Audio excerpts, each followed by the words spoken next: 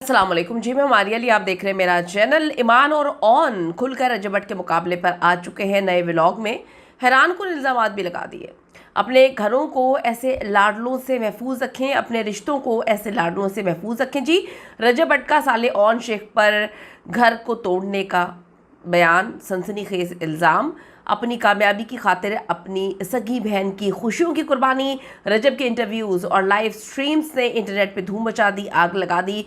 मेरी बहन और माँ पर बात आई तो खामोश नहीं रहूँगा। ऑन शेख का गालियों के जवाब में जो है गुस्से में वो पागल हो गए, लेकिन दूसरों की माँओं के नाम बदतमीज़ी से लेना उस पर जो है खामोशी है।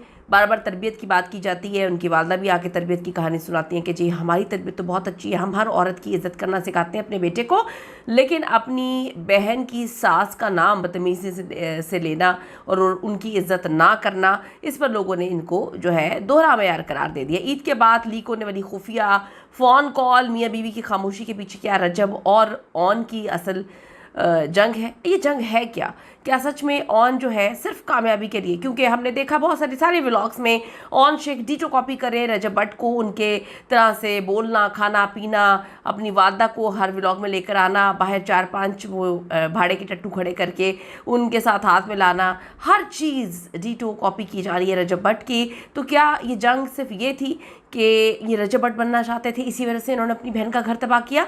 बहुत सारी चीज़ें आज की वीडियो में इस पर बात करेंगे, क्योंकि लोगों के इल्ज़ामात बहुत ज़्यादा है। रिक्वेस्ट है चैनल को सब्सक्राइब करें, हमें आपकी सपोर्ट की ज़रूरत है और आपने वीडियो को आखिर तक ज़रूर देखना है। लाडलों से महफूज रखें लोगों के घरों को भी और चैनल्स को। मेरी जहाँ तक बात होती है, मुझे गालियां देते हैं, ठीक है, मैं मुस्कुरा रहा होता हूँ कि यार चलो कोई नहीं, खैर है। नया व्लॉग, नए इल्ज़ामात। देखिए ना, ईमान और ऑन शेख ने जो इनके व्लॉग्स हैं, बल्कि खसूसी जो ईद पर आने वाला व्लॉग है उसमें नई गेम खेलना शुरू कर दिया है। हम ईद कैसे मनाएं? ईमान को बहुत दुख है और ईमान जो है दुख की वजह से वो तैयार नहीं हो सकी ईद के पहले दिन। उनकी वालदा जो है वो बीच में तुनकियाँ मारती हैं कि जी उसको बहुत ज़्यादा दुख है, लेकिन लोगों ने नीचे सवाल पूछना शुरू कर दिए, जब प्रमोशनल वीडियोस बनाती हैं तो वो दुख क्यों नज़र नहीं आता उनके चेहरे पर? उनके चेहरे पर तो जो रौनकें नज़र आई हैं जब से उन्होंने इन्फ्लुएंसर बनी है, जब से वो पैसा कमाना शुरू हुई हैं और इनके घर के हालात ही मुकम्मल तौर पे चेंज हो गए हैं, तो वो तो खुशी एक अलग ही लेवल की है और कौन सा दुख? कोई दुख नज़र नहीं आ रहा। लेकिन जैसे ही व्लॉग की कहानी शुरू होती है तो अवाम की सिंपैथी हासिल करने के लिए एक दुख आना शुरू हो जाता है और बताया जाता है, दुख के बारे में बताना पड़ता है कि मैं दुखी हूँ। मैंने तो हमेशा ये देखा है कि दुख जो है ना वो इंसान के नज़र आता है, किसी की आंखों के नीचे हलकों की सूरत में, किसी की आंखों के नीचे स्वेलिंग की सूरत में, किसी का रो रो के बुरा हाल हो जाता है, किसी की आवाज़ नहीं निकलती। तो दुख तो जो है वो बताए नहीं जाते, दुख तो छुपता नहीं है। अल्लाह ताला किसी को दुख ना दे। मैं कहती हूँ दुख बड़ी जालिम चीज़ है, जो अंदर से दुख आपको खा रहे होते हैं वो आपको तो सांस नहीं लेने देते। खैर, हम ईद कैसे मनाएं, ये नया व्लॉग में नया ड्रामा था, लेकिन लोगों ने भी नीचे लिख दिया, लोग भी आपको पता है खैर जो है ना बिल्कुल चुप नहीं रहते, लोगों ने नीचे लिख दिया प्रमोशनल वीडियोस में तो ईमान जो है उनका दुख एक कतरा नहीं टपकता। व्लॉग शुरू होते ही ठंडी आहें जो हैं वो शुरू हो जाती हैं। साथ साथ ऑन का ड्रामा कि मैं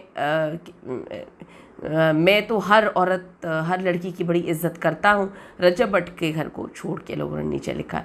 रजब और ईमान का झगड़ा अब सिर्फ मियाँ बीवी का झगड़ा नहीं रहा, आप सबको पता है ज़ाती मामला नहीं है। रजब भट्ट और उनके साले ऑन शेख के दरमियान जो है एक हाई वोल्टेज सोशल मीडिया जंग में तब्दील हो चुका है। इसमें पहले दिन से हमें नज़र आ रहा था कि ऑन का साथ देने के लिए उनकी बहन उनके साथ मौजूद है, तो रजब को ये दुख है, इस बात की तकलीफ़ थी कि मेरी बीवी कभी मेरे साथ खड़ी नहीं हुई। और ये बात तो खैर मुझे भी बड़ी वियर्ड लगी। एज अ न्यूट्रल एनालिस्ट अगर बंदा कोई बात सोचे कि आपके शोहर को कराची में कुट पड़ रही है, फंटी पड़ रही है, मार पिटाई हो रही है, और आप वहाँ पर एक स्टेटस नहीं लगा रही, एक स्टोरी नहीं लगा रही, लेकिन अपने भाई के डिफेंड में तो आप तो राम कहानियाँ लिख देती हैं। तो फिर लोगों ने कहा, फिर हर बात आप लोग नीचे कमेंट करना बंद कर दें एक ही बार बात को, चिटिंग। भाई चिटिंग की कहानी तो बड़ी पुरानी हो चुकी है, उनके बच्चे की पैदाइश से पहले की चिटिंग की कहानी थी। और अगर चिटिंग की कहानी इतनी ही आपको दुख देती है ना कि मेरे मियाँ ने मुझे चीट किया, तो मैं उससे खुला ले लेती, मैं इतना बड़ा ड्रामा ना रचाती, अपने आप को उसका नाम लगा के जो है पहले स्टैंड ना करती, फिर उसमें खामियां ना निकालती। ऐसे नहीं होता। आप लोग बड़े पढ़े लिखे लोग हैं और पढ़े लिखे लोगों को भी रजब भट्ट बनने की ज़रूरत है, तो फिर रजब भट्ट में कुछ तो बात है, ये माननी चाहिए ना। अगर आप इतने पढ़े लिख कर भी जो है आप कहते हैं कि जी हमारा आइडियल हमने रजब भट्ट बनना है, जो कि आप बन रहे हैं, तो फिर ये पढ़े लिखे हम बहुत एजुकेटेड हैं, इसकी कहानी प्लीज़ साइड पे निकाल दीजिए खुदा के लिए।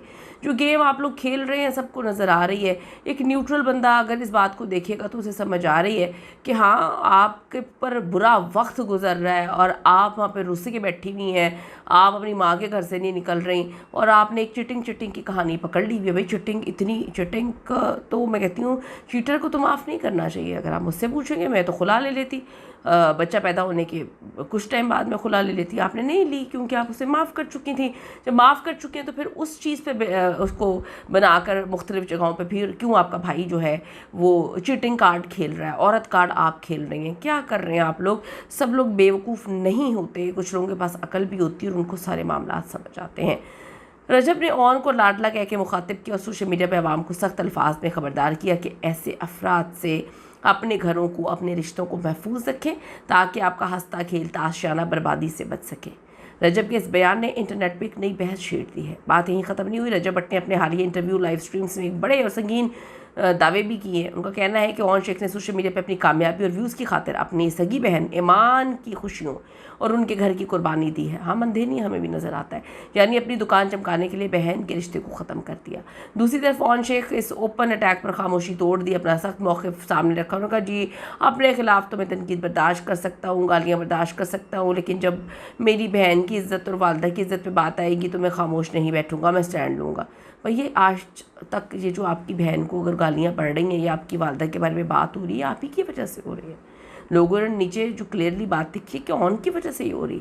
ऑन ने पॉडकास्ट में जाके गंद घोलना शुरू किया, घर की बातें फिर वहाँ पर आई और फिर इस तरह से सारी चीज़ें चलती रहीं। ऑन ही अपने बिनोई के दुश्मनों के साथ लाइफ में बैठा करता था। ऑन ही ईमान की जानिब से कहा गया कि मेरे बेटे का नाम नहीं लेना, बाप रोते। ये अब तो कंफर्म्ड है, अब तो ये कंफर्म्ड लोगों ने बड़ी चीज़ें लिखी हुई हैं। मैं खैर इस पर बात नहीं करूँगी क्योंकि मैंने खुद देखा नहीं, मेरे पास कोई सबूत नहीं है कि ये जो बच्चे की वीडियो लीक हुई थी, ये भी लॉजिकली लोग बात करते हैं कि ईमान की फैमिली को ही इसका फ़ायदा उन्होंने ही लीक की थी।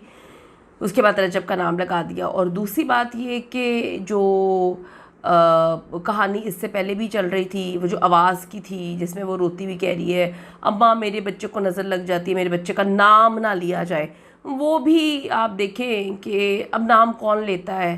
पूरी आवाज़ें चल रही होती हैं हर जगह पर। किवान अभी आप देख लें, एक आध महीने बाद किवान को भी ये लोग ले आएंगे जब इनका व्लॉग नहीं चलेगा। तो फ़ायदा किसको रहा, किस चीज़ का, कोई बेवकूफ़ नहीं है। ईद के बाद ये तनाज़ा मज़ीद संगीन हो चुका है, ख़ास तौर पे हालिया लीक शुदा फ़ोन कॉल जिसने रही सही कसर निकाल दी है।